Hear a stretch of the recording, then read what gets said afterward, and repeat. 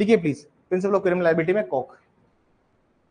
थोड़ा सा बात करने में समय चला गया, लेकिन थोड़ा सा मार्गदर्शन देना जरूरी था नए बच्चों को, जो बच्चे पास आउट होने वाले हैं। Principal of criminal liability heading डाल लेना। ये कॉक एक ऑथर थे, इन्होंने एक बहुत प्रिंसिपल लिखिए। Coke has propounded the famous maxim of criminal liability. Coke has propounded the famous maxim of criminal liability. Coke द्वारा प्रमुख आपराधिक दायित्व के सिद्धांत के लिए, कॉक द्वारा प्रमुख आपराधिक दायित्व के सिद्धांत के लिए इस मैक्सिम को प्रतिपादित किया गया एट टेक्सटस नॉन फेसिट्रियम निसीमेंसिट्रिया।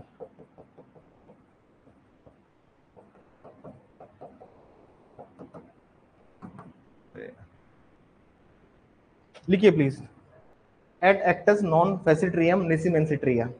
लिखिए, a guilty act together with guilty mind, a guilty act together with guilty mind constitutes a crime।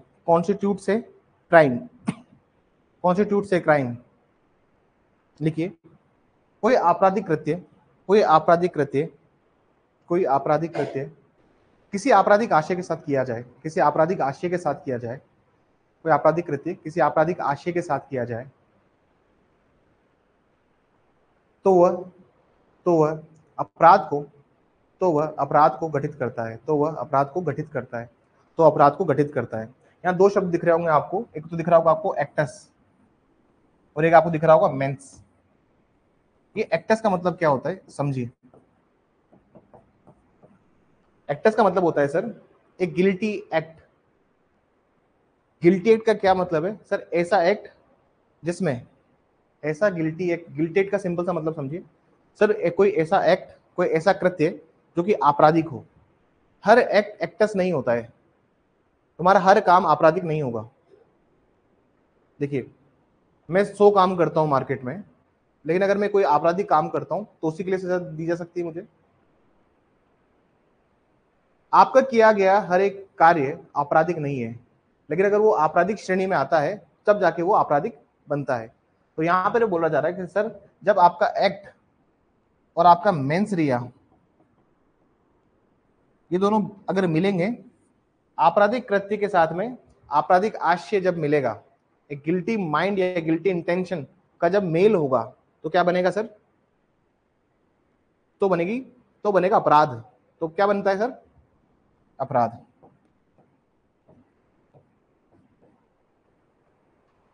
Heading डालिए एक्टस रियस।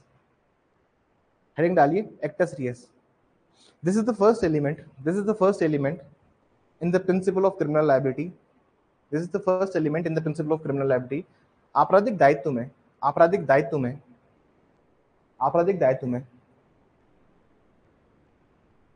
प्रथम तत्व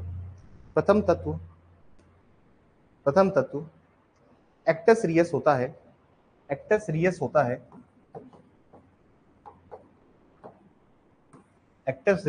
है। The first element in the criminal liability is actus reus. Here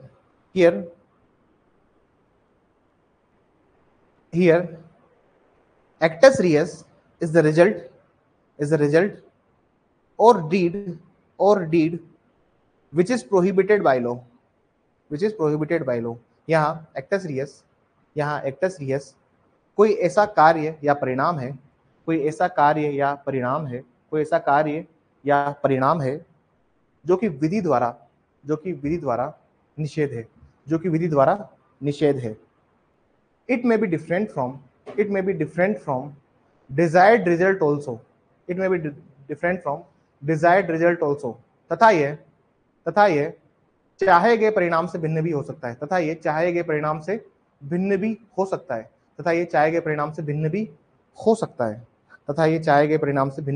है। अब समझने की कोशिश कीजिएगा कैसे। देखिए, मान लीजिए किसी आदमी को ब्रेन ट्यूमर था, जो ब्रेन ट्यूमर उसके यहां तक आ गया था, उसके ब्रेन ट्यूमर फैलता, ठीक है ना सर? तुमको पता नहीं था सामने वाले आदमी को ब्रेन ट्यूमर है, तुम जा रहे थे अपने घर, जिस दिन रास्ते में तुमसे बदतमीजी कर ली और तुम थे शॉर्ट टेम्पर, तुमको आया गुस्सा, तुमने उठा के दिया एक हाथ के नीचे खींच के थप्पड़ उसको, ये थप्पड़ दिया, उसका ट्यूमर बर्स्ट हो गया अंदर से। तो तुम्हारा intention was not to, your intention was not to, was not to kill him, उसके वजह से उसकी डेथ हो गई सर। ट्यूमर फटते क्या हो जाएगा, आदमी की मृत्यु पक्की है, क्योंकि पॉइजन मिल जाएगा शरीर में खून के साथ। अब सर जैसे उसकी डेथ हुई, तो तुमने जो डीड किया, तुम्हारा थप्पड़ मारना प्रोहिबिटेड बाय लॉ है, तुम किसी को थप्पड़ मार सकते हो राह चलते किसी को भी, विधि द्वारा निषेध है। जरूरी नहीं है कि जो तुम काम करते हो, एक्ट करते हो, उसमें हमेशा वो रिजल्ट ही आए, मैंडेटरी है सर वही रिजल्ट आए। एक जूरिस्ट हुए, एक विधि वेता हुए, जिनका नाम था कैनी, क्या नाम था उनका, कैनी। कैनी ने अलग अलग चीजें बताई कि किस किस तरह से आपका एक्टस रियस, आपका काम हो सकता है। ऐसे लिखिए, एक्टस रियस अकॉर्डिंग टू केनी, केनी के अनुसार एक्टस रियस, केनी के अनुसार एक्टस रियस, केनी के अनुसार एक्टस रियस। अब देखो सर, जो आपका एक्ट है, एक तो होता है डायरेक्ट, क्या होता है आपका प्रत्यक्ष कार्य है, कोई डायरेक्ट एक्ट है आपका, ठीक है ना, प्रत्यक्ष कार्य है आपका। एक होता है सर अप्रत्यक्ष,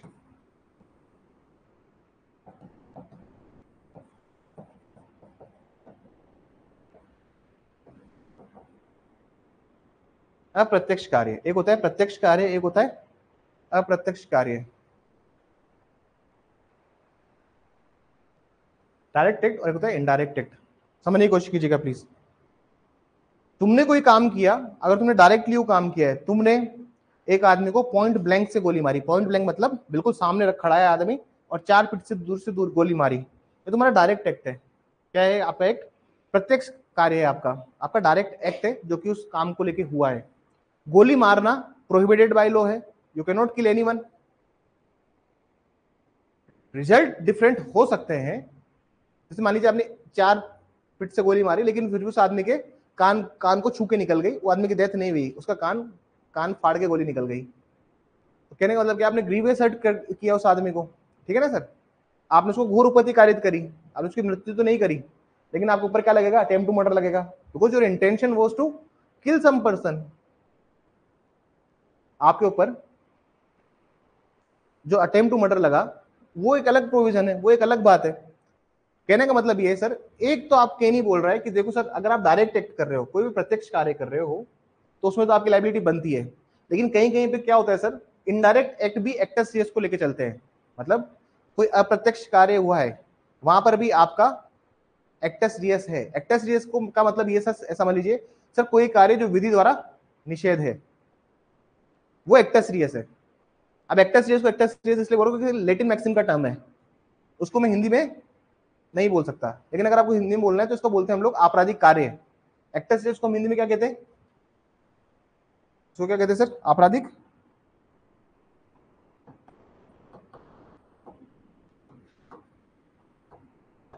आपराधिक कार्य, दिस इज एक्टस रियस ना। तो प्लीज अब इनडायरेक्ट में लिखिए, इनडायरेक्ट में कैसे कैसे आप, इनडायरेक्ट भी एक्टस रियस माना जाता है। कोई शारीरिक, कोई शारीरिक, हाँ नहीं नहीं, इनडायरेक्ट में, प्रत्यक्ष में तो कुछ है ही नहीं सर, प्रत्यक्ष तो सीधा सीधा ही है ना। कोई, क्या लिखा है मैंने, कोई शारीरिक सहभागिता नहीं होना, कोई शारीरिक सहभागिता नहीं होना, कोई शारीरिक सहभागिता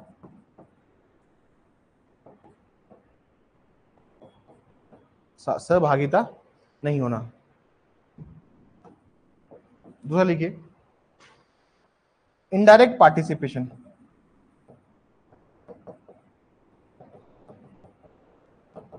कल मैंने नोट्स भेजे थे आप लोगों को, उसमें कुछ टॉपिक्स हैं जो छूटे हुए हैं, जिसमें स्टॉपल नहीं है एक तो, और एक 90 से लेकर 100 तक नहीं है, पूरा एविडेंस पार्ट हो। नोट्स देखे आप लोगों ने हिंदी मीडियम वाले बच्चों को, ठीक लगे नोट्स,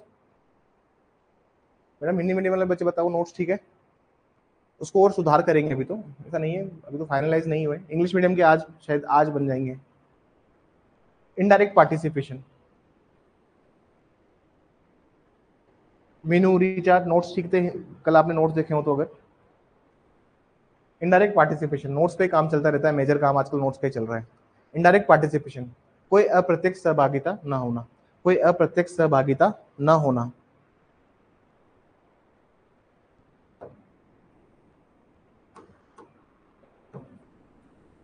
थर्ड लिखिए,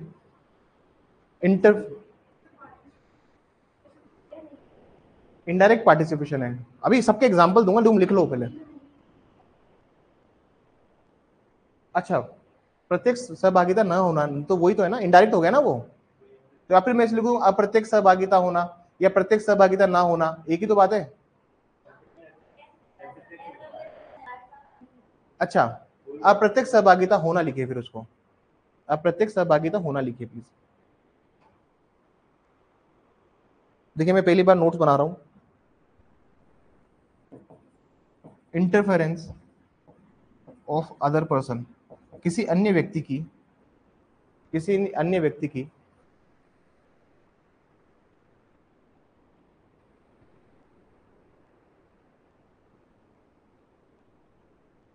किसी अन्य व्यक्ति का हस्तक्षेप, किसी अन्य व्यक्ति का हस्तक्षेप। चौथा लिखिए, conduct of victim, conduct of victim.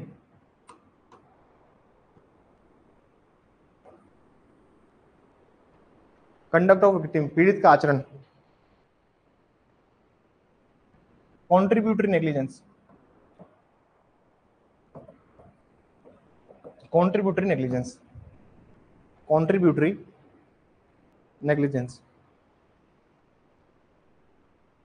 सहभागी उपेक्षा, सहभागी उपेक्षा, सहभागी उपेक्षा। मैं आपको सबको एग्जांपल देता हूं अभी, ठीक है ना। सुपरफ्लोस पार्टिसिपेशन, जरूरत से ज्यादा भागीदारिता, जरूरत से ज्यादा भागीदारिता, जरूरत से ज्यादा।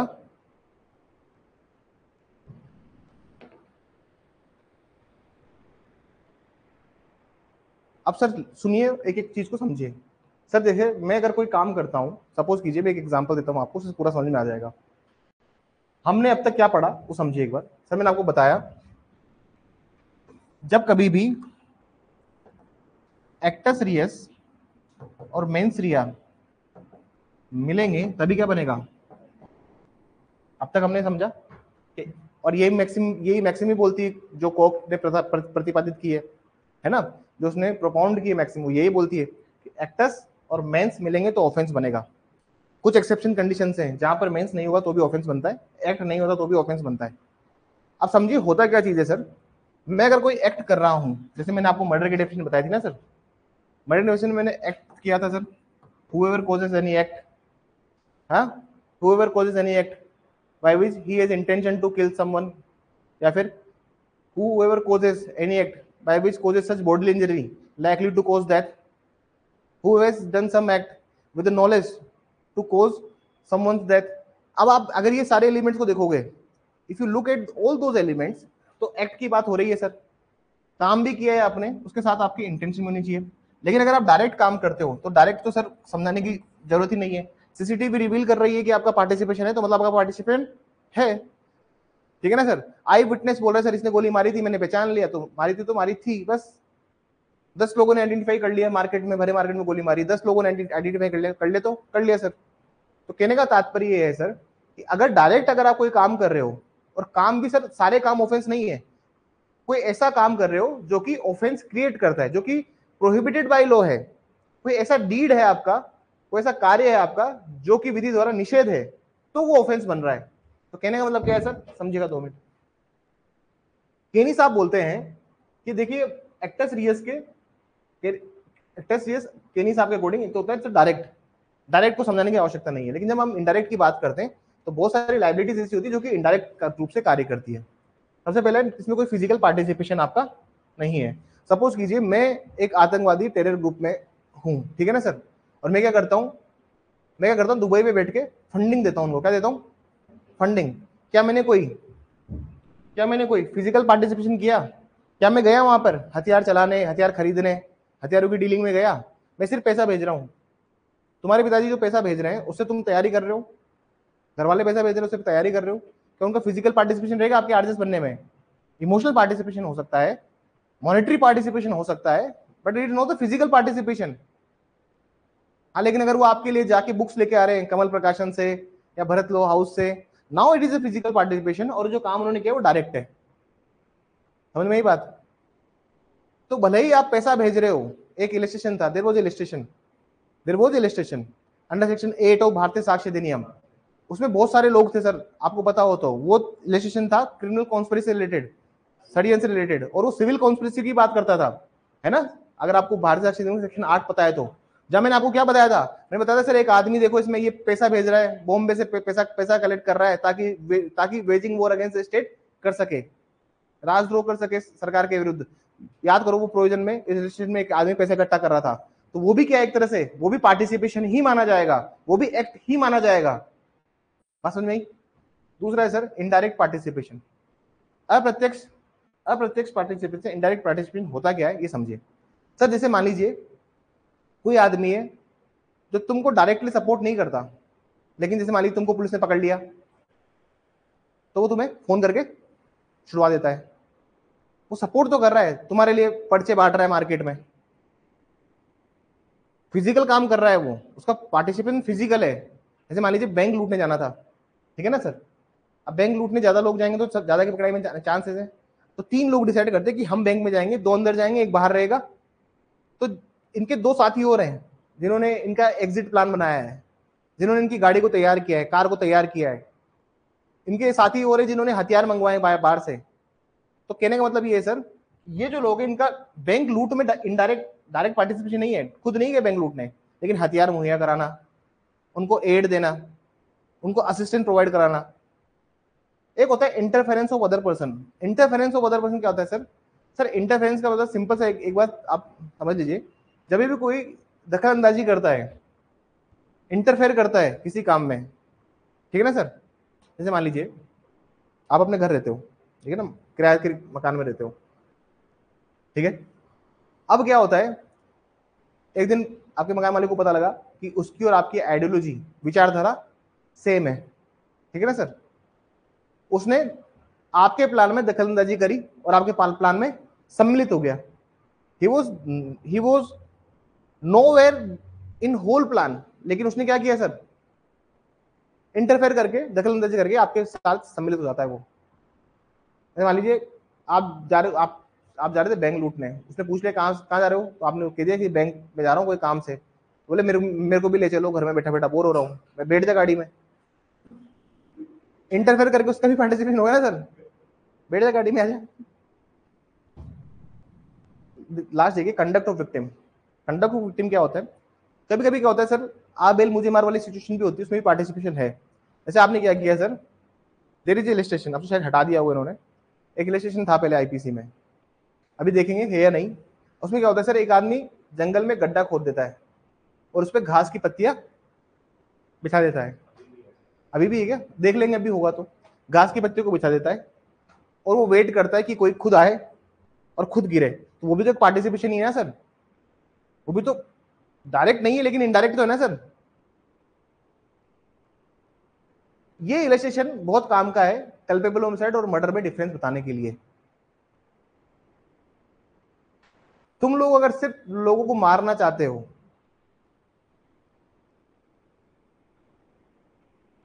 तो आपका उद्देश्य ये होना कि घास की पत्तियां बिछा दो, लेकिन अगर पर्टिकुलर आदमी को मारना है तो फिर मर्डर लगता है।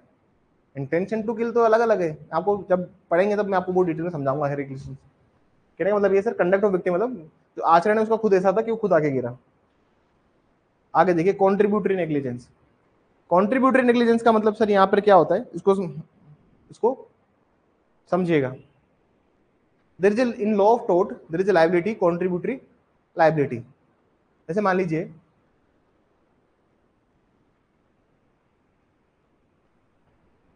दोनों दोस्त गए थे और हम लोगों ने डिसाइड किया कि हम, एक ट्रेन की पटरी थी, हमने कहा इस पे हम, पुल के ऊपर ट्रेन की पटरी बनी हुई थी, तो वी डिसाइडेड कि पहले कौन क्रॉस करेगा। ठीक है ना सर। तो पहले मैं चला गया, फिर बाद में लोकेश भी आने लगा, तो we are both under the contributory negligence. अगर मैं चाहता तो लोकेश को रोक सकता था, भाई मत रोक मत आ, मुझे पता है कि ट्रेन आ रही है, मैं क्या कह रहा हूँ, आ जा, बात समझ में आई। तो कहने का मतलब है कि अगर मैं कॉन्ट्रीब्यूटरी, मतलब मेरा भी उतना ही कॉन्ट्रीब्यूशन है नेग्लिजेंस में जितना इसका है, विक्टिम का जितना कॉन्ट्रीब्यूशन है, जितना पीड़ित का कॉन्ट्रीब्यूशन है, सहभागिता है, उतनी मेरी भी है। लास्ट होता है सर सुपरफ्लुअस पार्टिसिपेशन। ये सुपरफ्लुअस पार्टिसिपेशन ऐसा होता है सर जिसमें पार्टिसिपेशन रिक्वायर्ड नहीं होता, लेकिन आदमी क्या करता है, फिर भी खुद को पार्टिसिपेट करवा लेता है। अरे सर बैंक लूटने जा रहे थे, आदमी ने बोला कि मैं भी चलूंगा, मेरे अंदर भी जोश है, दो हाथ मैं भी कर लूंगा, कोई तुम्हें बचाने के लिए मैं भी तुम्हारे साथ चलता हूँ, आजा फिर बैठ जाओ, ये भी एक पार्टिसिपेशन है। तो कहने का मतलब है सर एक्टस रियस के there are multiple provisions. RJS में इस तरह के सवाल आते थे आज के 8 साल पहले, 10 साल पहले, लेकिन सर जो पेपर बना रहे हैं, जो रजिस्ट्रार रिक्रूटमेंट पेपर बना रहे हैं या उसका डिपार्टमेंट पेपर बना रहा है, तो सर उसको तो पता है ना कि इस टाइप के सवाल आते हैं, तो भविष्य में भी आ सकते हैं, ऐसी बात नहीं है। जो चीज आप पढ़ना छोड़ देते हो वही चीज पूछना वो लोग स्टार्ट कर देते हैं। जैसे जैसे फैशन का ट्रेंड होता है ना सर, जैसे बेल बॉटम का ट्रेंड था पहले, वापस आ गया, तो वो आता है सर। वैसे ही सर ये सवाल हम अब नहीं पूछेगा, लेकिन वो पूछ लेगा वो, इसलिए बात समझ में आ गई सर। हेडिंग डालिए मेंस रिया, हेडिंग डालिए mains Riya.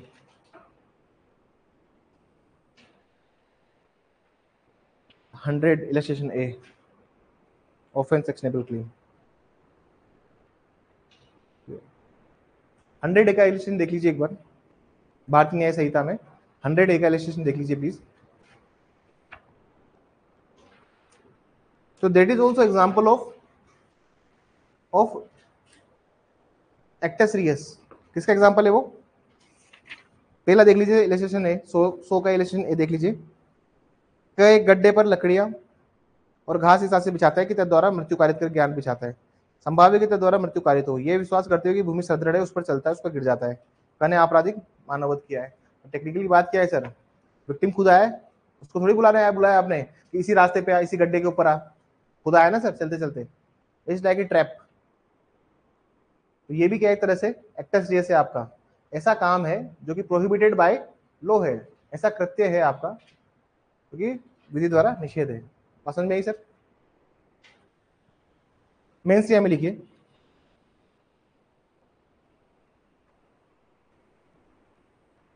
this principles look so simple, this principles look so simple, but when practical situations come before the court, this principle looks so simple, but when practical situations comes before the court,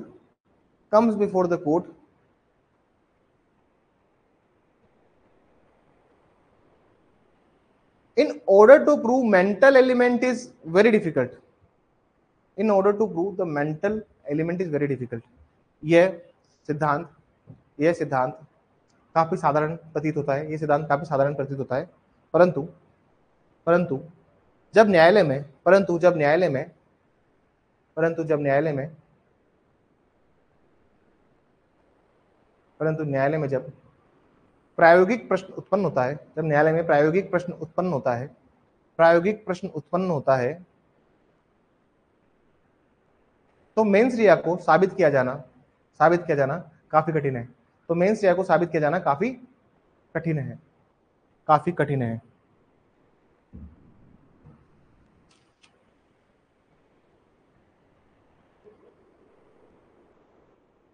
एक chief justice हुए, chief justice Brian, there was a chief justice Brian.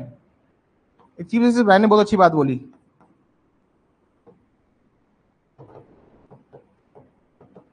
कोई LLM करता है victimology, criminology, criminology में, वहां पे सब सारे आपको ये सब पढ़ाते हैं, क्राइम का ही, कि क्राइम क्या होता है, ऑफेंडर कैसे सुधारेंगे। देखिए चीफ जस्टिस ब्रायन के अनुसार, as per the chief justice Brian, इन्होंने बहुत अच्छी बात बोली।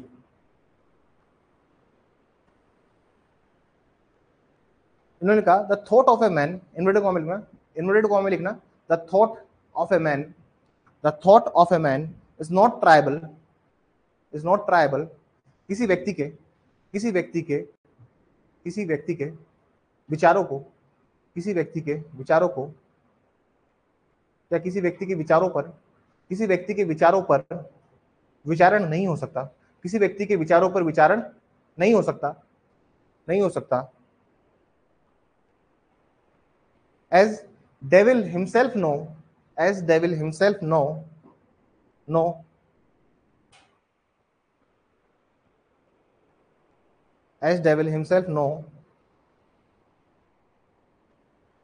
what is the thought of man, क्योंकि शैतान स्वयं जानता है कि उस व्यक्ति के विचार क्या हैं, the devil himself know the thought of man। तो कहने का मतलब क्या है सर, प्रॉब्लम कहाँ आती है क्रिमिनल केसेस में, वो समझिए, समझ में ये बात। मैं आपको एक एग्जांपल देके समझाता हूँ कि प्रॉब्लम कहाँ आती है। सपोज कीजिए एक आदमी और उसकी पत्नी ओवर स्पीडिंग में कहीं जा रहे थे, ओवर स्पीडिंग करते हुए, ठीक है ना सर। रास्ते में उनके हाथ से एक एक्सीडेंट होता है। ओवर स्पीडिंग को वो जस्टिफाई करते हैं कि जो वाइफ है वो वाइफ सीवियर पेन से गुजर रही है, या फिर वाइफ के सीने में बहुत तेज दर्द था इसलिए मैं तेज चला रहा था। समझना बात। तो इंटेंशन को वो क्या कर रहा है, अपनी जस्टिफाई कर रहा है, ताकि उसकी जो लाइबिलिटी है, उसने किसी को उड़ा दिया रास्ते में, तो उसकी लाइबिलिटी जो कल्पेबल होमसाइड और मर्डर में जा रही है वो कहाँ चली जाए, डेथ बाय नेग्लिजेंस में चली जाए, ठीक है ना sir. He want to transfer his guilt, कि भाई वो उसके ऊपर मेंटल एलिमेंट साबित करना, मानसिक तत्व क्या था, एक बुद्धि क्या थी और मेधा क्या थी अपराध किए जाने के पीछे। It is very hard to define and hard to prove in front of the court.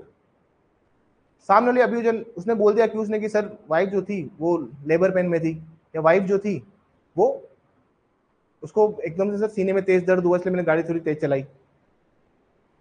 Negligence हुई है या फिर रैशनेस हुई है, there are justifiable reason for it.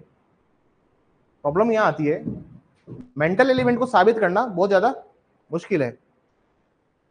एक एग्जांपल दिया था मैंने आपको चोरी का। मैंने बोला था सर आपके घर में एक पार्सल आने वाला था, आपने उसको बोला था डिलीवरी वाले को सामने वाले घर में दे जाना। अब वो देके गया नहीं गया आपको नहीं पता।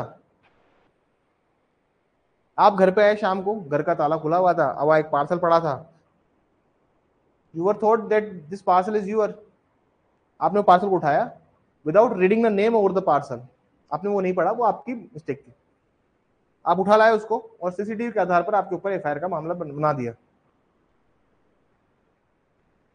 And you prove before the court by the testimony of that delivery guy that you had told him to put the parcel in front of the house, या फिर नेबर को देने के लिए आपने कहा था, आपने कोर्ट में साबित कर दी है चीज को। तो प्रोसिक्यूशन के लिए दिक्कत क्या होती है, हमारा क्रिमिनल लॉ जो है सर वो बियॉन्ड रीजनेबल डाउट को मानता है। अगर आप कोर्ट की नजर में मेंस रिया को लेकर इतना सा भी सस्पिशन क्रिएट कर देते हैं, now it is very hard to prove for the prosecution to prove mens rea. Principle of criminal liability कहती है कि एक्टस रियस होगा प्लस मेंस रिया बनेगा तब जाके ऑफेंस बनेगा। एक्ट है, पार्टी खुद बोलती है कि हाँ मैं उठा के लेके आऊं पार्सल, उसके एक्ट में कोई दिक्कत नहीं है, लेकिन इसके साथ में प्लस लगा हुआ है, मतलब मेंस रिया भी होना चाहिए। अगर उसने इतना सा भी, देखो सर, अगर उसने 1% भी डाउट क्रिएट कर दिया कोर्ट की नजर में, डेट वाज हिज इंटेंशन, छोड़ना पड़ेगा। आप देखोगे कन्विक्शन रेट कम है इंडिया में कन्विक्शन रेट कम है। जैसे रेप केसेस होते हैं ना सर, रेप केसेस, अब आजकल के रेप केसेस क्या हो रहे हैं कि there is a very wonderful judgement, बहुत अच्छा जजमेंट आया लास्ट ईयर रीवा चंद्र साहब का। जजमेंट था promise to marry and proposal of marry. Judgement भेजा था शायद मैंने आप लोगों को ना ग्रुप में भेजा हुआ जजमेंट है ये। It's a wonderful judgement. अब इसमें होता क्या है सर, आप मेंस रिया की पूरी कहानी समझिए आज, समझने की कोशिश कीजिएगा। प्रॉब्लम कहां थी सर, एक लड़का लड़की कॉलेज में थे, ग्रेजुएट हो गए, दोनों की प्लेसमेंट हो गए, नौकरी लग गए। They were in relationship and they had some sort of relation also.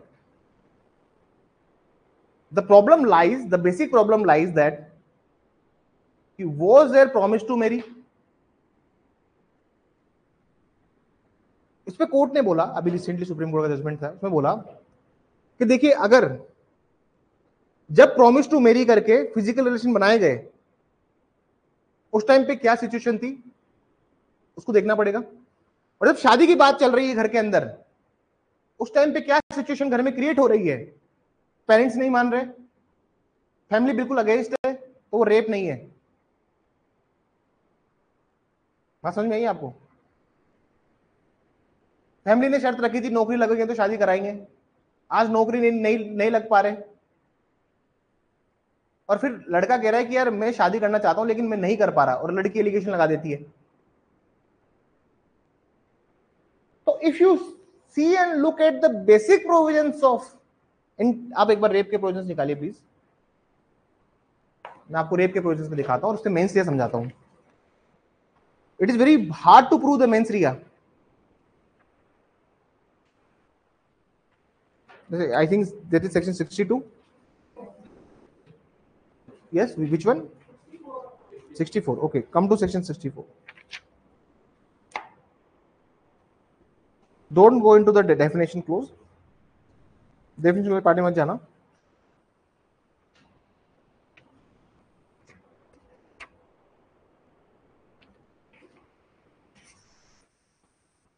ठीक है, 63 पे मत जाइएगा आप लोग।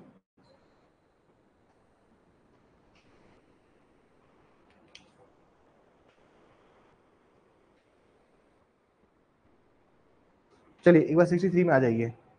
64 में कुछ नहीं है, तो रेप को तो यहाँ डिफाइन कर दिया ना। मैं आपको डेफिनेशन रीड नहीं करूंगा, बस मैं आपको एलिमेंट्स बताऊंगा that you have to underline. 63 के एम अंडरलाइन कीजिए।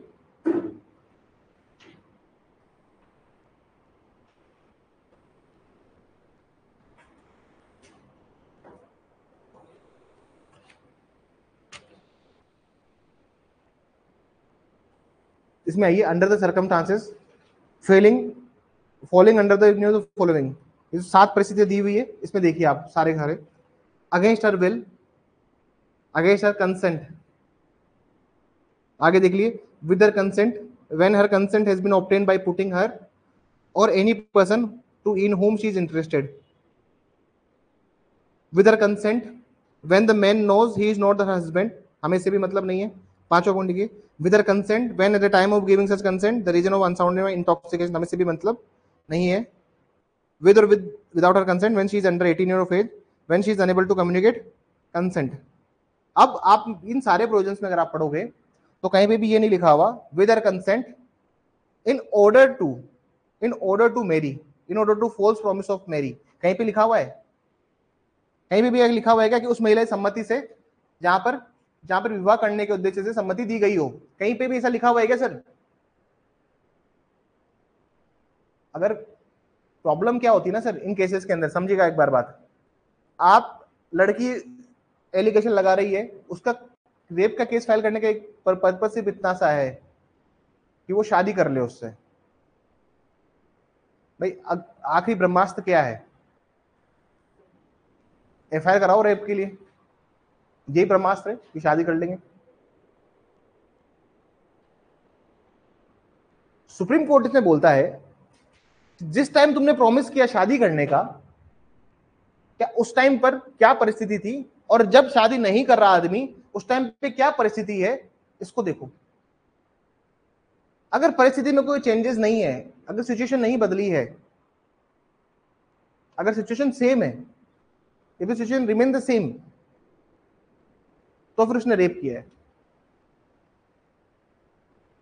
लेकिन उसके पिताजी एक्सपायर हो गए, सारी जिम्मेदारी उसके ऊपर आ गई, अब वो सब काम धंधे छोड़ के और काम में लगाए, घर के पालन पोषण में, जो सपने तो छोड़ दिए उसने, तो कैसे सिचुएशन सेम है उसके लिए? अब उसके घर वाले नहीं मान रहे, घर वालों ने जो कहा था कि नौकरी लग जाएगा शादी करा देंगे, आज नौकरी तो लगाए लेकिन बहुत बड़ी नौकरी नहीं लगाए। क्या प्रोविजंस में ये बात लिखी हुई है with her consent in promise to marry, कहीं लिखा हुआ है ऐसा क्या? Has they mention anywhere?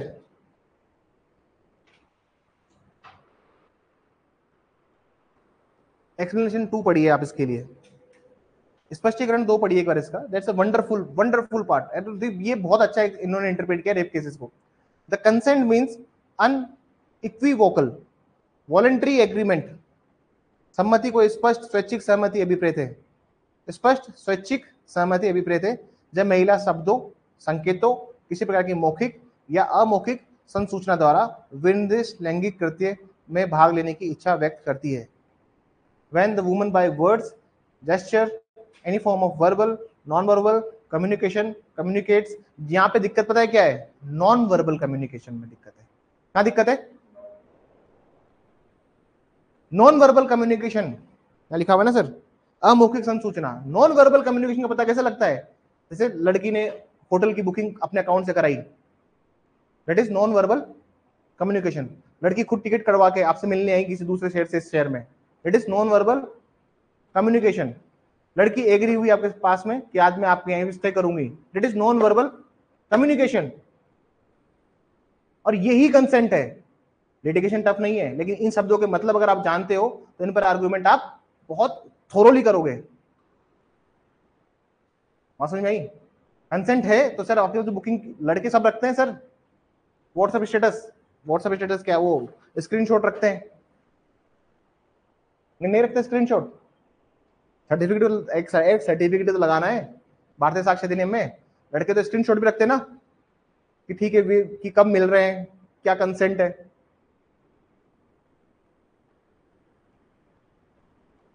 एक केस था यार, देयर इज ए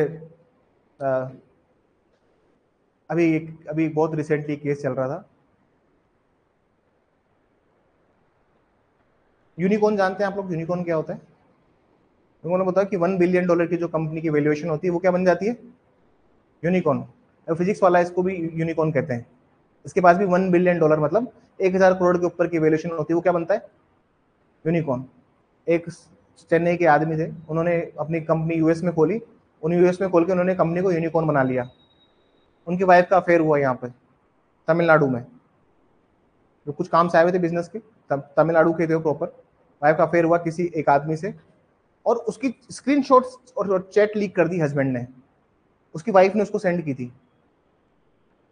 उसकी वाइफ का जिससे अफेयर है उसकी भी एक वाइफ थी, उसकी वाइफ ने इसके हस्बैंड को चैट भेजी सारी, और उस चैट में जो भी अश्लील बातें होती है वो सारी बातें। तो कहने का मतलब ये है सर, अगर लड़की बात कर रही है तो मतलब उसकी नॉन वर्बल कम्युनिकेशन है। कंसेंट ऐसे पता लगते हैं ना आपको। मेंस रिया नहीं है आपका रेप करने का, कंसेंसुअल है ना, कंसेंसुअल तो कोई रेप नहीं है।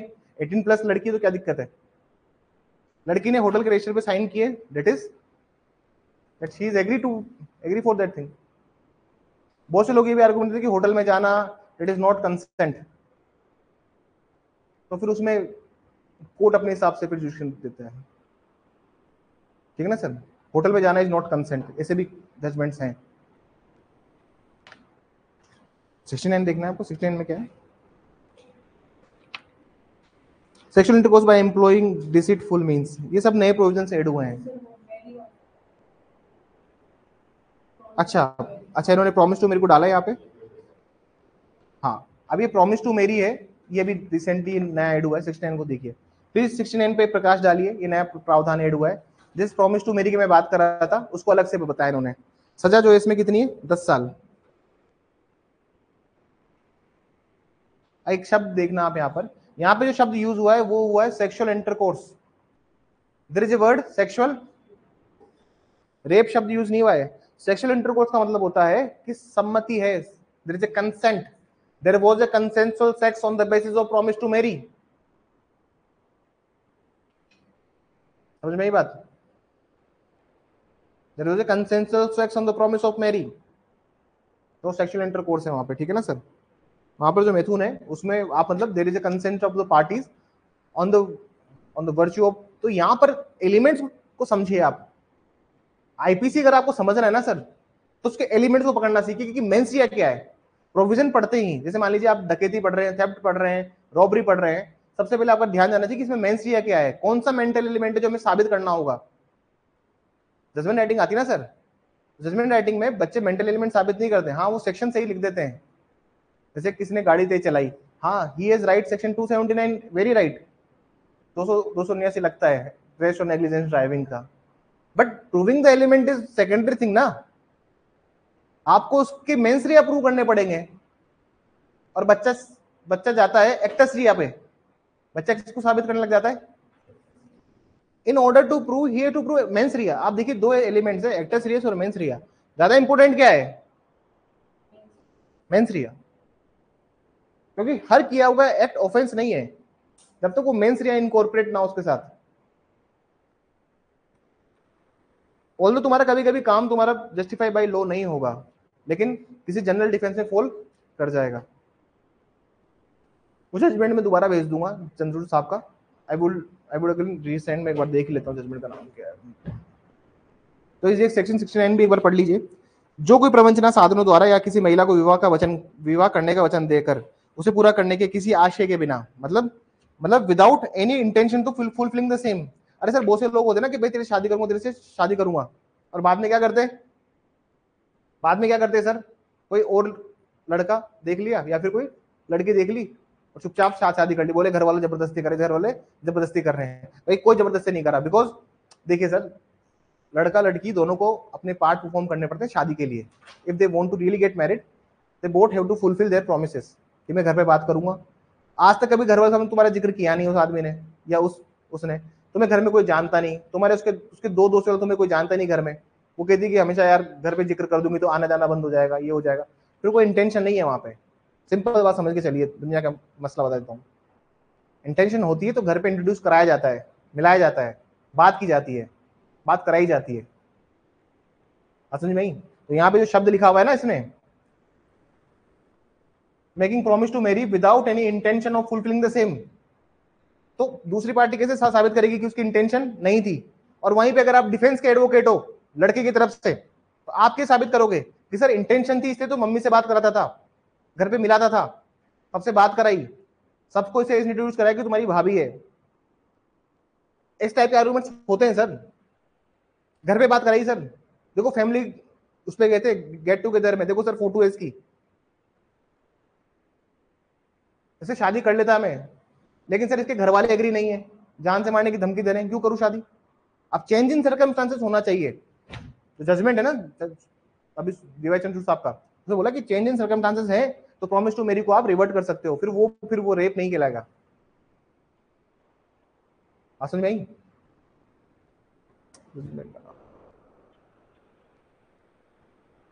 जजमेंट का नाम बताता हूं मैं आपको, एक बार देख रहा हूं मेरा लॉगिन हो जाए। डीवाई चंद्रचूड़ साहब का ये, अरे इसमें क्या होता है ना, बार बार पासवर्ड डालना पड़ता है लाइव लो में, गधा है लाइव लो बिल्कुल, बार बार पासवर्ड सेव नहीं रखता। अभी सुप्रीम कोर्ट का जजमेंट है ये, क्या नाम बता रहे थे आप जजमेंट का, एक महेश दामू खरेवी है इसका जजमेंट। अब इसमें बहुत सारे जजमेंट्स आए हैं, अभी 2024 का जनवरी का जजमेंट है। एक है शेफ आरिफ आरिफ मेरे इस जजमेंट, मतलब बहुत सारे जजमेंट्स आ गए इसमें।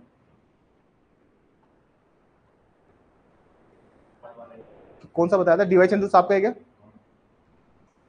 नाम बताना जजमेंट का, मैं यहीं खोलता हूँ। वैसे वेरी वंडरफुल जजमेंट, इसको मैंने पढ़ा था उस दिन, अब तो और जजमेंट दिखा रहा है ये। क्या नाम है, प्रमोद, प्रमोद, या आप ग्रुप से पढ़ रहे हैं, अच्छा हाँ ग्रुप में डाला होगा मैंने, ठीक है।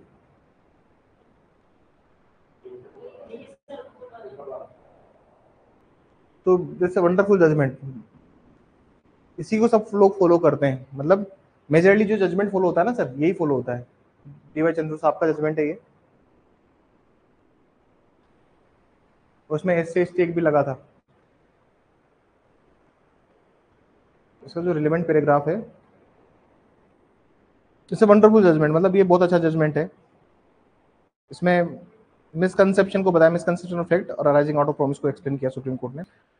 एक बार मैं जजमेंट बता देता हूँ आपको। तो मेंस देखिए, एंड ऑफ द डिस्कशन ये है लेक्चर का कि सर मेंस रे इंपॉर्टेंट रोल प्ले करता है। आप आईपीसी के किसी भी ऑफिस में चले जाइए, अगर कभी भी कोई प्रैक्टिकल सवाल आता है आईपीसी में, always look for the mens Riya part, कि मेंस रिया क्या है, मेंटल एलिमेंट क्या है, जो मानसिक तत्व है क्या था, उसका आशय क्या था, always look for those parts. देखिए पैराग्राफ नंबर 12 है, मैं एक बार पैराग्राफ नंबर देखने लग गया था। पैराग्राफ नंबर 12 देखिए सर एक बार, मैं इधर ऑनलाइन वाले बच्चों के लिए इधर कॉपी एक बार फोकस कर देता हूँ।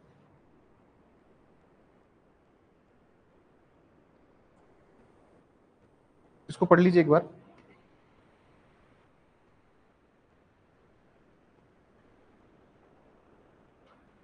ये भी नए आए, नए आए, हाँ महेश दामू खरे आया एक तो महेश दामू खरे वाला केस आया इसके अंदर, एक शेफ आरिफ वाला भी आया है, chef Arif versus state of Maharashtra. एक बार इसको पढ़ लीजिए पैराग्राफ नंबर 12 को। Consent for the purpose of Section 375 requires voluntary participation, not only after the exercise of intelligence based on knowledge of the significance of the moral equality, but after having fully exercised the choice between resistance and assent.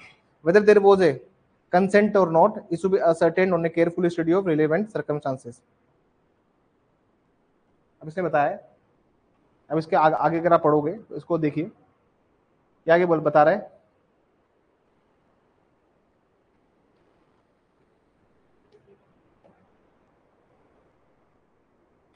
तो paragraph number 14 पढ़िए। In the present case, the misconception of fact alleged by the complainant is the appellant's promise to marry her. मतलब इस present case में जो misconception of fact क्या था कि वो उससे शादी करेगा। Especially in the context of the promise of marriage, this court has observed that there is a distinction between a false promise. Court क्या बोल रहा है सर कि एक अंतर है किसमें, false promise में, false promise on the understanding by the maker that it will be broken, and the breach of a promise which made in good faith. आपने गुड फेथ में प्रॉमिस किया है, उस वो टूट जाए। आपने सद्भाव पूर्वक किसी से कोई वचन दिया था, वो टूट जाए, उसमें अंतर है। और एक फॉल्स प्रॉमिस में अंतर है। तो कोर्ट ने प्रॉमिस टू मैरी और फॉल्स प्रॉमिस में, मिसकंसेप्शन ऑफ फैक्ट में अंतर बताया यहां पर। आगे देखिए,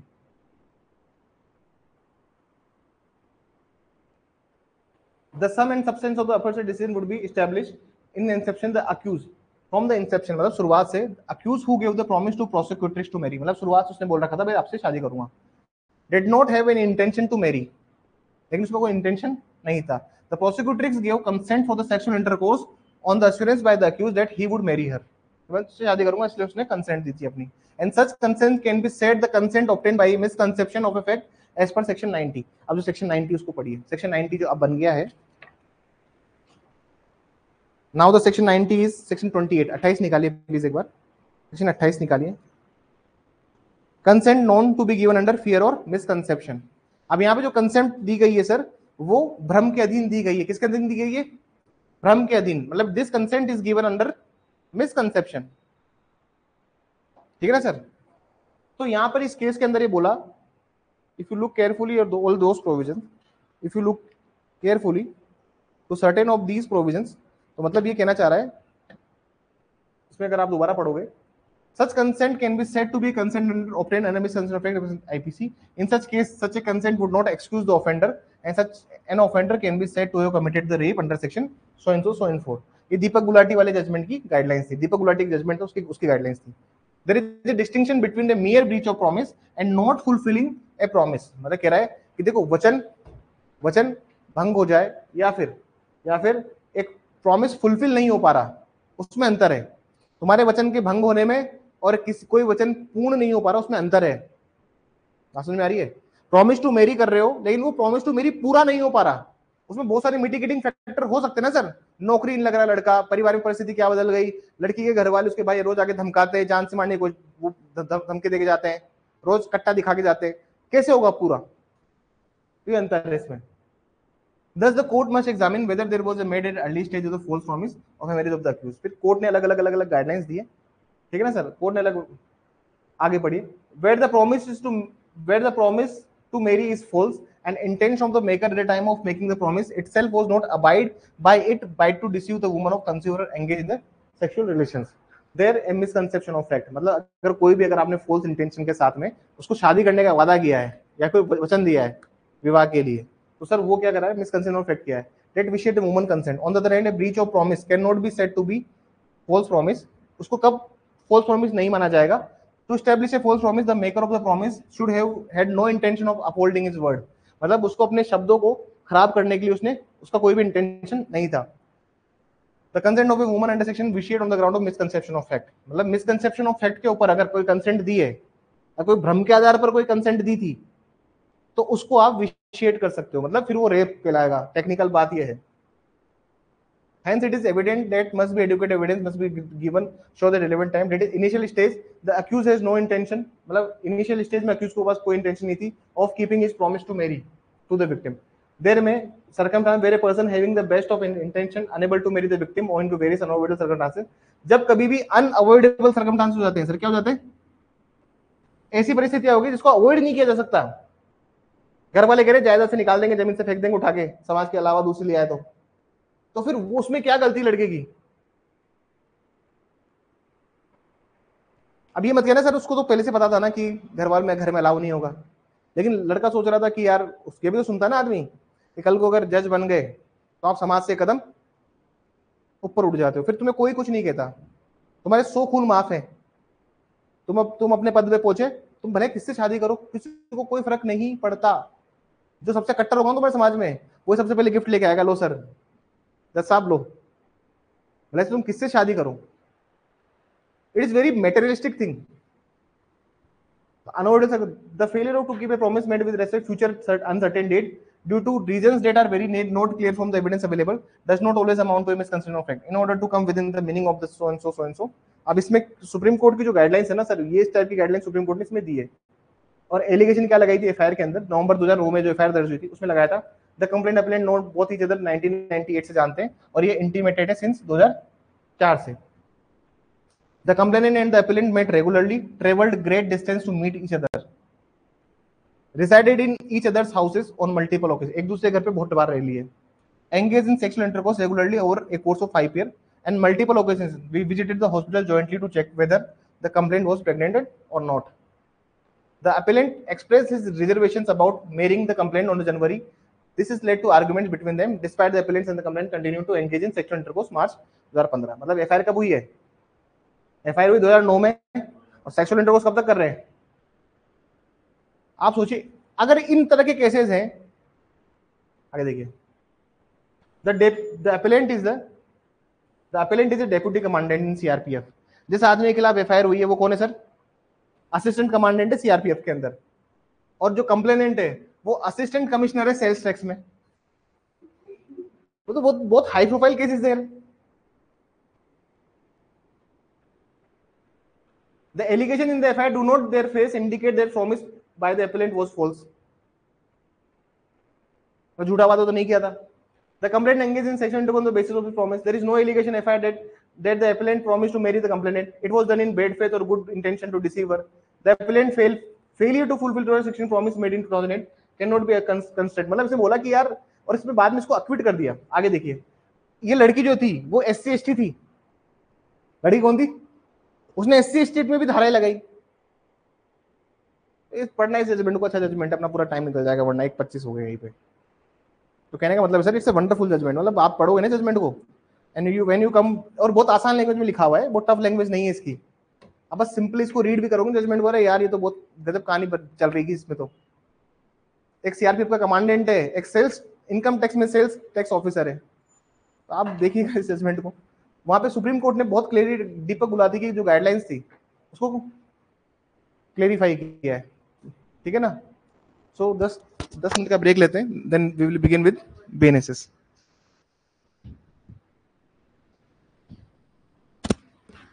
थोड़ा सा देखिए, मुझे पता है कि जजमेंट पढ़ाने से टाइम मेरा बहुत वेस्ट होता है, लेकिन उससे आपकी अंडरस्टैंडिंग ऑफ लॉ इंप्रूव मेरे को करनी है. आपके अंदर जो जुडिशियल माइंड है ना वो मेरे को डालना है. और देखिए तुम्हारा भले से कंसेप्ट ऑफ फैक्ट हो, मिसकंसेप्शन ऑफ फैक्ट हो या नहीं हो, आ रहा हूं उधर ही आ रहा हूं, वो हो या नहीं हो, लेकिन mains Riya is the important factor. क्या इंटेंशन थी परफॉर्म करने की? लड़की बोल रही है कि हाँ सेक्सुअल एक्ट हुआ है, लड़का बोल रहा है हाँ सर सेक्सुअल एक्ट हुआ है, but intention was promise to marry या फिर मिसकंसेप्शन ऑफ फैक्ट में कंसेंट दी है, उसके ऊपर चल रहा है. Thank you.